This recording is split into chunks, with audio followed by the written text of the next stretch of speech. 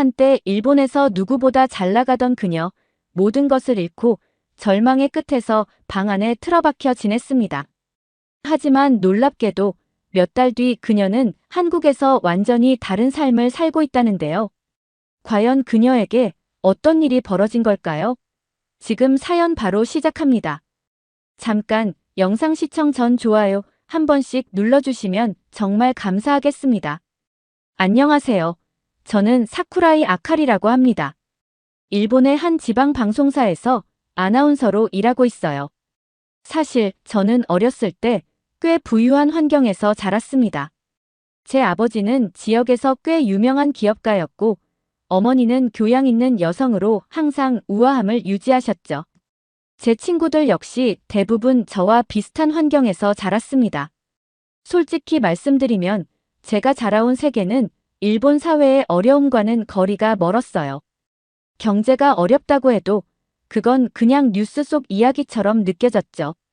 학교에서 배우는 잃어버린 20년이라는 표현도 제게는 교과서 속 단어일 뿐이었어요. 하지만 지금은 그때와 상황이 완전히 달라졌습니다. 일본 전체가 침체를 겪으면서 우리 집안도 많은 어려움을 겪게 됐어요. 아버지의 사업은 더 이상 예전 같지 않고 저 역시 어른이 되어 직장 생활을 하면서 일본 사회의 현실을 직접 경험하고 있습니다. 특히 여성으로서 이 사회가 얼마나 구조적으로 불평등한지 절감하고 있어요.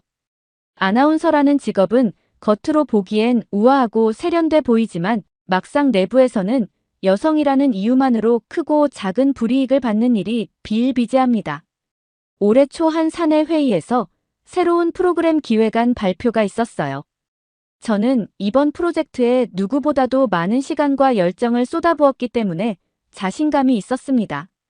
발표 순서가 돌아왔을 때 저는 평소보다 더 꼼꼼히 준비한 자료와 슬라이드를 띄우며 제 아이디어를 설명하기 시작했어요. 하지만 제 설명이 절반쯤 진행되었을 때 상사의 얼굴에서 흥미를 잃은 듯한 표정을 느꼈습니다. 그 표정은 마치 제가 쓸데없는 이야기를 하고 있다는 무언의 신호 같았어요. 끝까지 발표를 마쳤지만 상사는 제 발표가 끝나자마자 아무런 피드백 없이 바로 다음 발표자로 넘어갔습니다.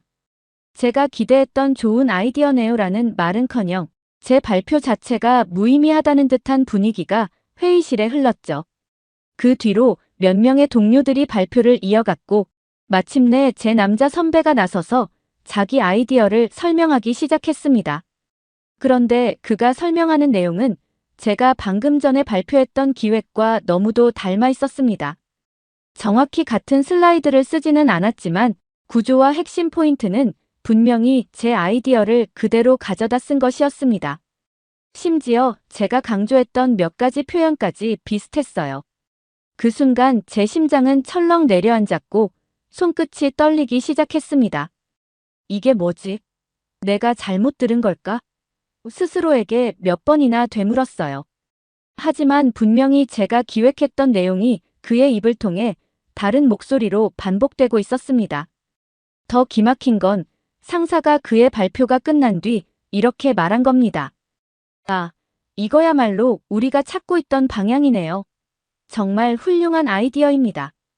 이 프로젝트는 타카하시 씨에게 맡깁시다. 그 말을 듣는 순간 마치 머리 위로 냉수를 끼얹은 것 같았어요. 제가 준비한 시간과 노력, 그리고 발표 중 느꼈던 모든 긴장감이 한순간에 무너졌습니다. 상사의 칭찬 속에서 제 이름은 어디에도 없었고 모든 공로는 타카하시 선배의 것이 되어버렸죠. 저는 말을 꺼내고 싶었지만 회의실의 무거운 분위기 속에서 제가 할 수 있는 건 그저 고개를 숙인 채 침묵을 지키는 것뿐이었습니다. 회의가 끝나고 집에 돌아오는 길, 저는 결국 버스 안에서 눈물을 터뜨렸습니다. 사람들의 시선이 느껴졌지만 멈출 수 없었어요. 내가 무슨 잘못을 했기에 이런 대우를 받아야 할까? 왜 이 나라에서는 여성이 자신의 능력만으로 평가받을 수 없는 걸까? 그날 이후로 저는 일본이라는 나라에서 살아가는 것이 너무 버겁게 느껴졌습니다. 더 이상 이 사회에서 제가 제 가치를 증명할 수 있을 거라는 희망이 사라진 것 같았어요. 제가 지금껏 견뎌야 했던 사건들 중 가장 끔찍했던 날은 작년 지역 홍보를 위한 특별 프로그램 촬영 도중에 있었습니다. 저는 이 프로그램의 메인 진행자로 나서게 되었고, 촬영이 끝난 후엔 스태프들과 함께 술자리까지 참석해야 했습니다. 촬영 중에는 별다른 문제가 없었지만 술자리는 시작부터 불편한 자리였습니다. 상사들이 제 옆자리를 고집하며 앉았고, 저는 이미 그때부터 말수가 줄어들었어요. 그런데 한 상사가 술기운이 오른 채 제게 이렇게 말하는 겁니다. 아카리 씨, 오늘 입은 의상이 정말 섹시하더군요. 방송 내보내면 시청률이 확 올라가겠어요. 순간 모든 대화가 멈추는 것 같았습니다. 주위에 앉아있던 동료들이 어색하게 웃음을 터뜨렸고 몇몇은 눈치를 보며 술잔을 들었죠. 하지만 제 머릿속은 하얘졌습니다. 그 말이 무엇을 의미하는지 너무나도 명확했지만 도저히 어떻게 반응해야 할지 몰랐습니다. 온몸이 굳어버려 말 한마디도 나오지 않았어요. 그리고 그날 저녁, 더 황당한 일이 벌어졌습니다. 같은 술자리에 있었던 한 스태프가 제게 다가와 이렇게 말했어요. 상사분이 아카리 씨를 꽤 마음에 들어 하시는 것 같던데요. 이 기회 잘 활용하면 승진도 빠르게 할 수 있을지도 몰라요. 그는 농담처럼 웃으며 말했지만 저는 그 순간 너무 화가 나고 무력감을 느껴 아무 말도 할 수 없었습니다. 승진이란 말을 들었을 때 저는 마치 제 노력이 아닌 제 외모와 호감이 승진의 열쇠가 될 거라는 의미로 들렸습니다. 제 자신이 너무 초라하게 느껴졌어요.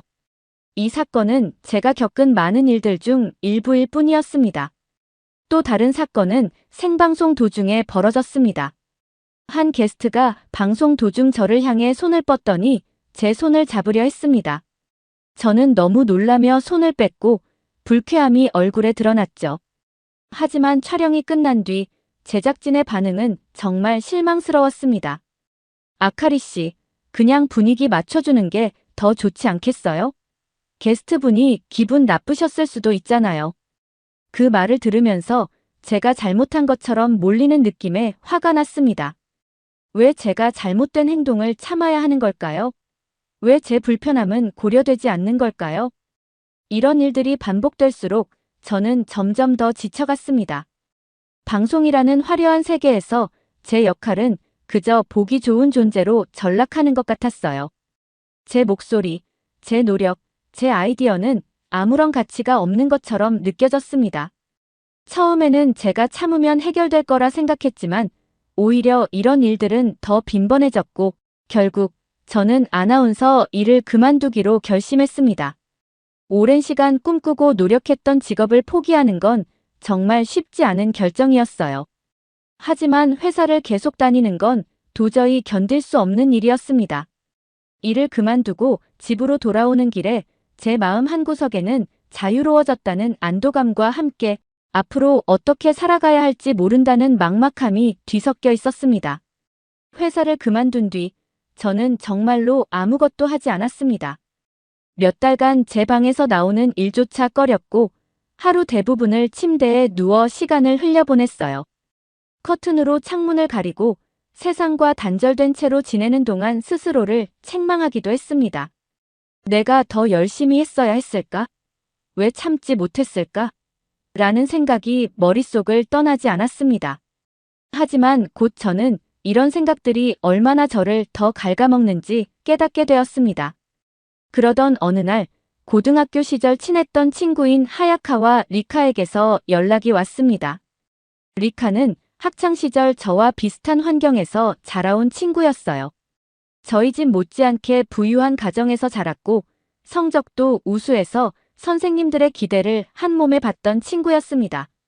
저는 학창시절 리카가 무엇이든 해낼 수 있는 사람이라고 믿었어요. 그녀의 삶은 마치 정해진 탄탄대로를 따라가는 것처럼 보였죠.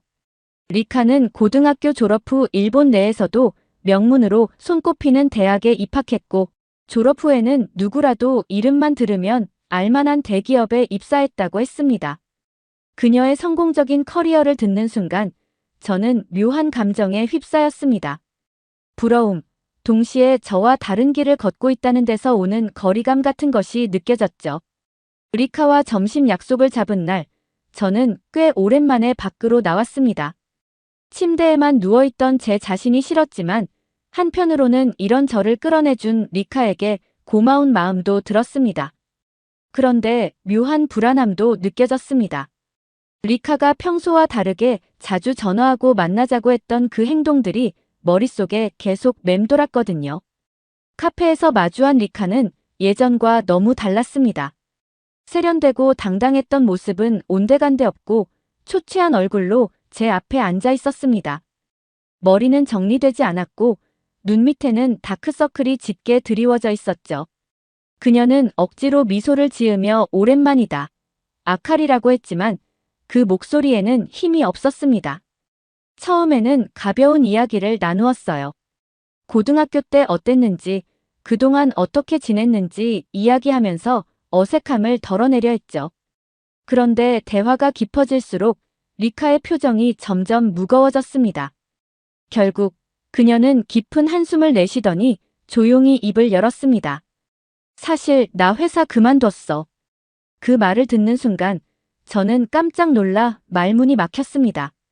리카가 다니던 회사는 일본에서도 이름만 들으면 누구나 아는 대기업이었고 그녀는 늘 그곳에서 성공 가도를 달리고 있다고 생각했거든요. 그런데 그녀가 회사를 그만뒀다니 믿을 수 없었습니다. 왜? 무슨 일이 있었어? 제가 묻자 그녀는 잠시 머뭇거리다가 말을 이어갔습니다. 출근할 때마다 숨이 막히는 것 같았어. 회사 분위기도 너무 힘들었고 경쟁도 심했지만 더는 견딜 수가 없더라. 내가 버티면 괜찮아질 줄 알았는데 결국 더는 못 참겠더라고. 그리고 리카는 회사 내에서 성추행을 당하는 일이 잦았다고 말했습니다. 처음에는 다들 겪는 일이라며 넘기려 했다고 했어요.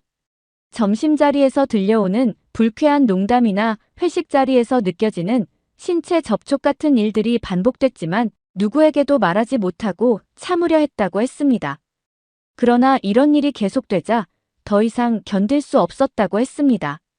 결국 그녀는 문제를 상사에게 알렸고 회사의 문제를 공론화했지만 돌아온 것은 아무것도 없었다고 했어요. 오히려 그녀는 회사에서 문제를 일으키는 사람으로 낙인 찍혔다는 거였죠. 동료들은 그녀를 피했고 일부는 너무 예민하다며 비난했습니다. 심지어 그녀를 꽃뱀으로 몰아가는 소문까지 돌기 시작했다고 하더라고요. 리카는 이 상황이 견딜 수 없을 정도로 힘들었고 모든 시선이 자신을 질책하고 비난하는 것처럼 느껴져 결국 회사를 떠날 수밖에 없었다고 했어요. 게다가 친구의 이야기는 여기서 끝나지 않았습니다. 리카는 한때 부유했던 집안이었지만 아버지의 사업 실패로 큰 경제적 위기를 맞이했다고 했습니다. 우리 집도 이제 예전 같지 않아. 아빠 사업이 망해서 생활비도 부족해졌어. 처음엔 부모님이 나를 도와주셨는데 이제는 그럴 여력도 없어. 카드값도 감당 못하고 당장 다음 달 생활비가 없어서 너무 막막해. 그녀는 끝내 참아왔던 눈물을 터뜨렸습니다. 이런 미래를 맞이할 줄 정말 몰랐어. 아카리. 고등학교 때는 우리가 세상을 다 가진 것 같았잖아. 그녀가 눈물을 흘리는 모습을 보고 저는 가슴이 찢어질 것 같았습니다. 제 앞에 앉아있는 리카는 제가 알던 강하고 당당했던 친구가 아니었어요. 제가 세상에서 제일 힘들고 불행한 사람이라고 생각했는데 학창시절 누구보다 빛났던 리카마저 이렇게 무너져 내린 모습으로 제 앞에 앉아 있었습니다. 부유했던 집안도 모두가 부러워하던 직장도 그녀의 당당함도 이제는 없었습니다. 그녀의 말을 듣는 동안 저는 점점 더 깊이 가라앉는 기분이 들었었어요. 리카도 이렇게 살기 힘들구나. 리카를 만나고 난 후 저는 여전히 방에서 나오지 않는 생활을 이어갔습니다. 하지만 리카와는 주기적으로 연락을 했습니다. 서로가 처한 상황이 비슷해서였을까요? 우리의 대화는 종종 무거웠지만 그것만으로도 위로가 되는 것 같았습니다. 어느 날 리카가 제게 좋은 아르바이트 자리가 있는데 함께 해보지 않겠냐는 제안을 했습니다. 저는 처음에는 망설였습니다. 한때는 일본에서 꽤 잘 나가던 우리가 이런 일을 찾아 나서야 한다는 사실이 너무 참담했기 때문입니다. 하지만 당장 생활비도 없었고 현실이 발목을 잡고 있었습니다. 리카는 힘들지 않고 시급이 높아서 괜찮은 일자리라고 말했습니다. 저도 결국 그녀의 제안을 받아들일 수밖에 없었습니다. 그날 밤 리카와 함께 약속 장소로 향했습니다. 무슨 일을 하는지 물어봤지만 리카도 잘 모른다며 처음 가보는 거니까 일단 나가보자고 했습니다. 저도 리카도 기대 반, 불안 반으로 그곳에 도착했습니다. 그런데 우리가 도착한 장소는 좁고 어두운 골목 끝에 위치한 간판도 희미하게 빛나는 작은 가게였습니다. 안으로 들어가자 곧바로 마주한 분위기는 예상과는 전혀 달랐습니다. 주방과 홀에는 몇몇 여성들이 앉아 있었고 모두 화려한 옷차림을 하고 있었습니다. 가게 주인은 짧게 우리를 훑어보더니 말했습니다. 오늘은 손님 많을 거야. 예쁘게 웃으면서 얘기만 잘 들어주면 돼. 리카와 저는 그제야 이 일이 단순한 아르바이트가 아니었다는 걸 깨달았습니다. 그곳에서 우리에게 기대하는 일은 단순히 손님들의 이야기를 들어주는 정도가 아니었습니다. 가게의 설명과는 달리 여성들이 남성 손님들과 함께 술을 마시며 친근하게 대화하는 모습 뒤에는 미묘한 긴장감이 흘렀습니다. 몇몇 여성은 손님들과 지나치게 가까운 행동을 하기도 했고 어떤 여성은 손님에게 끌려 방으로 들어가는 모습도 보였습니다. 저와 리카는 너무 놀라 아무 말도 하지 못했습니다. 리카는 가게 주인이 우리에게 알려준 내용과 다르다며 항의했지만 주인은 그게 그렇게 힘든 일이 아니야. 손님과 즐겁게 얘기하면 자연스럽게 해결될 거야 라며 대수롭지 않게 넘겼습니다. 리카는 말을 잇지 못했고 저는 그 자리에 얼어붙은 듯 꼼짝할 수 없었습니다. 한때는 좋은 회사에서 일하며 안정된 미래를 꿈꾸던 우리가 이제는 이렇게까지 몰려야 한다는 사실이 믿기지 않았습니다. 리카도 마찬가지였습니다. 그녀는 고개를 떨군 채 아무 말 없이 주먹을 꽉 쥐고 있었습니다. 결국 저는 그곳을 뛰쳐나왔습니다. 리카는 저를 따라 나왔지만 그녀의 표정은 끝없이 어두웠습니다. 나는 그냥 돈이 필요해서. 이런 일일 줄은 몰랐어. 정말 몰랐어. 그녀는 그렇게 말하며 울음을 삼켰습니다. 저는 무슨 말을 해야 할지 몰랐습니다. 우리 둘 다 여기까지 몰린 자신의 모습이 너무 초라하게 느껴졌습니다. 그날 이후로 리카와의 연락은 점점 뜸해졌습니다. 처음엔 바쁜가 보다 했지만 시간이 지나면서 답장은 오지 않았고 전화를 걸어도 받지 않았습니다. 미안함 때문인지 아니면 다른 이유 때문인지 알 수 없었지만 결국 우리는 그렇게 연락이 끊기고 말았습니다. 저는 리카의 빈자리를 느끼며 시간을 보냈습니다.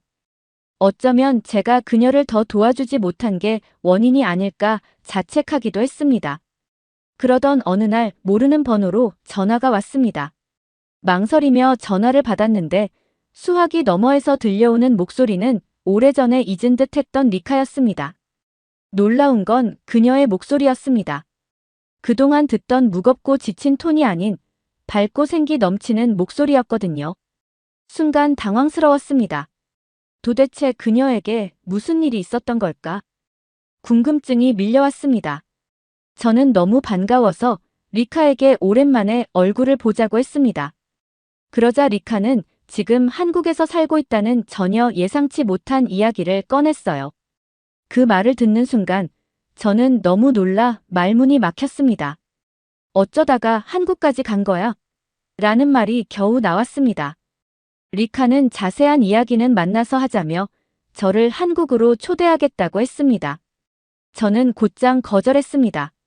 제 상황이 어떤지 그녀도 알고 있었으니까요. 비행기 값은커녕 하루하루 생활비를 마련하기도 빠듯한 처지였습니다. 하지만 리카는 고집스러웠습니다. 모든 비용을 자신이 부담하겠다고 하면서 꼭 오라고 하더라고요. 갑작스러운 그녀의 태도, 변화가 이상하게 느껴졌습니다. 몇 달 전만 해도 모든 걸 잃은 듯한 사람이 이제는 마치 다른 삶을 사는 듯 보였으니까요. 걱정도 되었습니다. 혹시 한국에서 무언가 이상한 일을 하고 있는 건 아닐까? 하지만 리카의 계속된 설득에 결국 저는 못 이기는 척 한국으로 가기로 했습니다. 제 마음 한편에는 의심과 불안이 가득했지만 또 한편으로는 그녀가 어떻게 그렇게 변했는지 알고 싶었습니다. 그렇게 저는 처음으로 한국행 비행기에 몸을 실었습니다. 한국에 도착한 날, 저는 공항에서 리카를 기다리며 묘한 긴장감에 휩싸였습니다. 그런데 리카가 나타났을 때 저는 눈을 의심했습니다. 몇 달 전 초췌하고 무기력했던 리카는 온데간데 없었고 그 자리에 있던 건 세련되고 당당한 모습의 리카였습니다. 깔끔하게 묶은 머리와 잘 차려입은 옷, 환한 미소까지 모든 게 달라 보였습니다. 우리는 서로 반갑게 인사를 나누었지만 저는 어딘가 어색한 기분을 떨칠 수 없었습니다. 리카는 한눈에 봐도 예전의 그 리카로 돌아간 듯 보였습니다. 아니, 어쩌면 그 이상으로 빛나 보였습니다. 그녀는 짐을 도와주며 얼른 나가자 내가 맛있는 거 사줄게라고 말하며 활기찬 모습을 보였습니다. 식당에서 이야기를 나누며 리카의 상황을 듣게 되었습니다. 그녀는 한국에서 새로운 직장을 찾아 취업했고 지금은 자신이 속한 팀에서 핵심 역할을 하고 있다고 했습니다. 여기선 정말 달라, 아카리.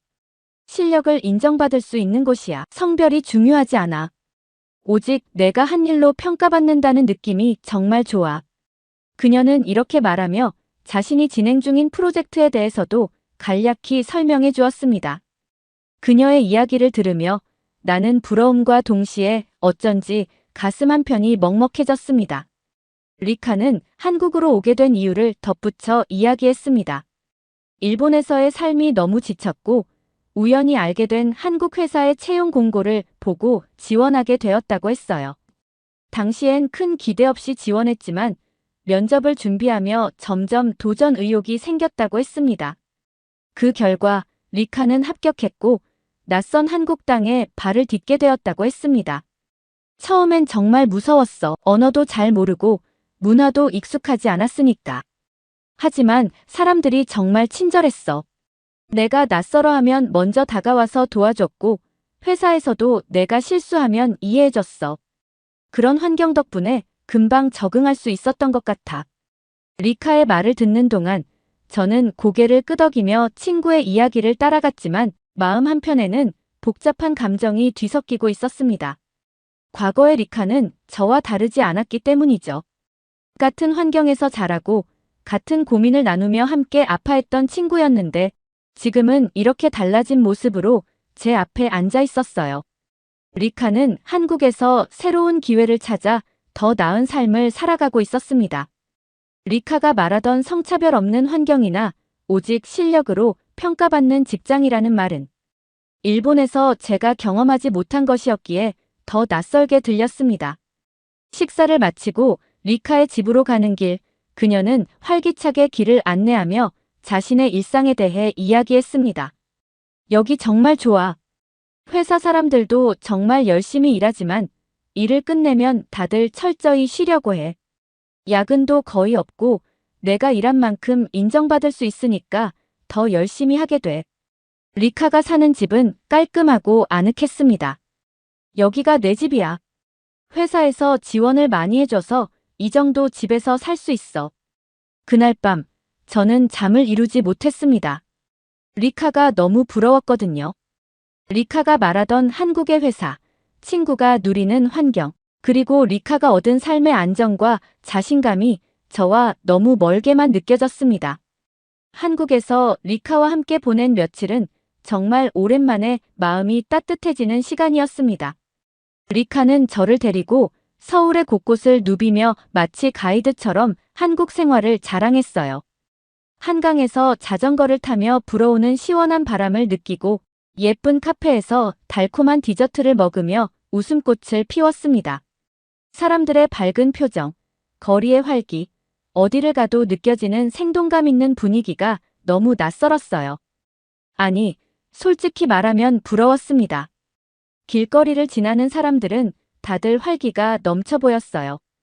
카페에서 친구들과 수다를 떨거나 가족끼리 웃으며 걷는 모습, 심지어 혼자 걸어가는 사람들도 자신감이 넘쳐 보였어요. 왜 여기는 이렇게 사람들 얼굴에서 행복이 보일까? 라는 생각이 자꾸 들었어요. 리카의 모습도 그랬습니다. 일본에서 힘들어하던 리카가 한국에서는 마치 새로운 사람처럼 보였거든요. 나도 한국에서 산다면 이렇게 변할 수 있을까?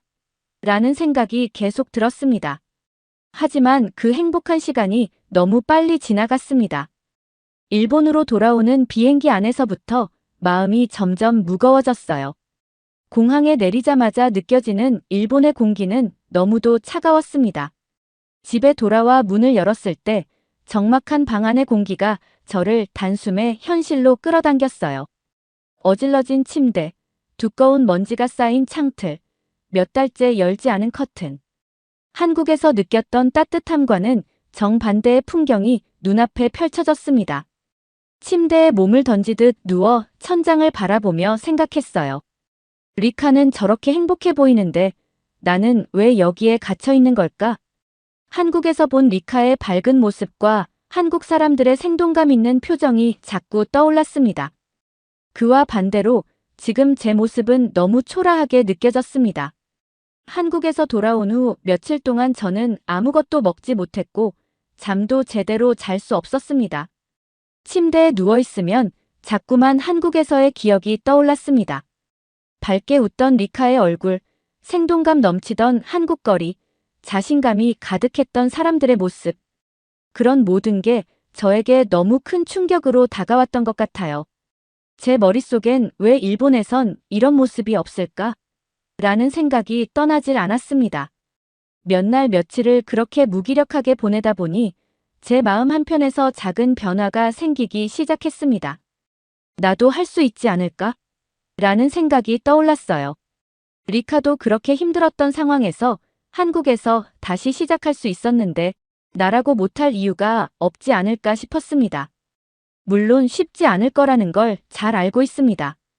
낯선 나라에서 언어와 문화의 장벽을 넘는다는 게 얼마나 어려운 일인지 리카의 이야기를 들으며 충분히 느꼈으니까요.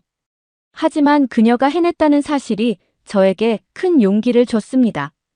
그렇게 저는 결심하게 되었습니다. 한국에 가보기로요.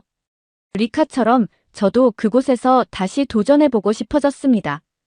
일본에서 계속 이렇게 주저앉아 있는 건 더는 견딜 수 없을 것 같았어요.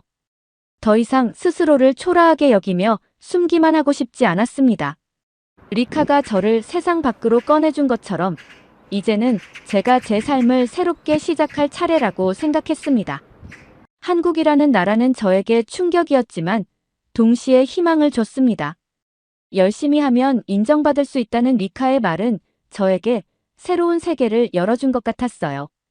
저도 그 세계에서 한 발자국 더 나아가고 싶습니다.